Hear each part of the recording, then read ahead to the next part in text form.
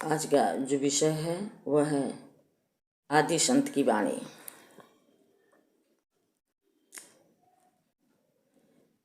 देश विदेश हों फिरा, नगर ग्राम की खोर, ऐसा जियरा ना मिले, लेवे फटक पछोर। साहब कहते हैं कि अध्यात्म विद्या के प्रचार देश विदेश, छोटे छोटे गांव तथा बड़े बड़े शहरों में मैं उपदेश के लिए घूमा हूँ, पर कोई ऐसा अधिकारी सुपात्र नहीं मिला जो मेरे सदुपदेश को ग्रहण करे। सभी जीव अज्ञान माया में फूले हुए हैं, मुझको नहीं पहचानते हैं कि यह कौन है, आम आदमी है, एक मनुष्य है या सद्गुरु है, क्योंकि सद्गुरु भेषधारी नहीं होते हैं। आगे देखिए साहब जी क्या कहते हैं। दया का लक्षण भक्ति है, भक्ति से मिलता ज्ञान, ज्ञान से होता ध्यान है, यह सिद्धांत उरयान।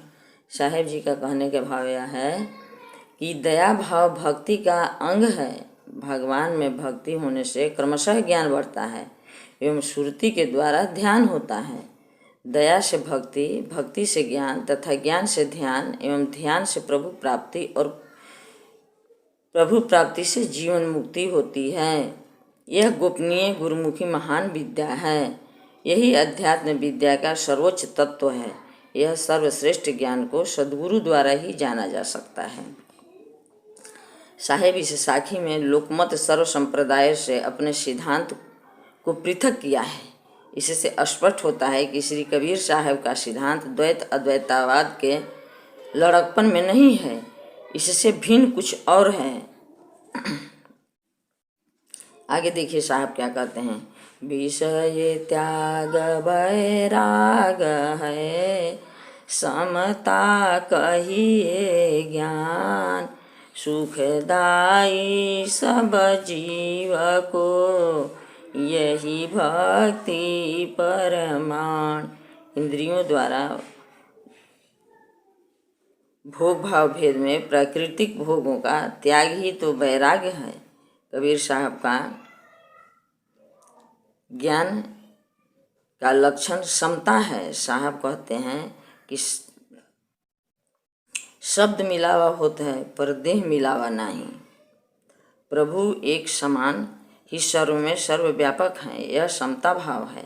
इसी को समता ज्ञान कहते हैं। बहुत लोगों का विचार है, धारणा है कि ईश्वर के अवतार होते हैं, उन अवतारों में प्रेम लगाना, नाम जपना, लीला कथा आदि ही भक्ति है और निराकार ब्रह्म को जानना ज्ञान है। सो बात नहीं है।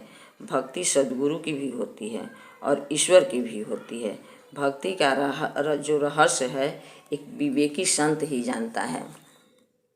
जब सद्गुरु की दया होगी हम सबों पर और हम लोग उनके बताए हुए मार्ग पर जब आगे बढ़ेंगे, तब हम सबको भक्ति प्राप्त होगा।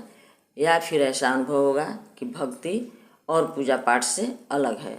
बोलिए सद्गुरुदेव भगवान की जय।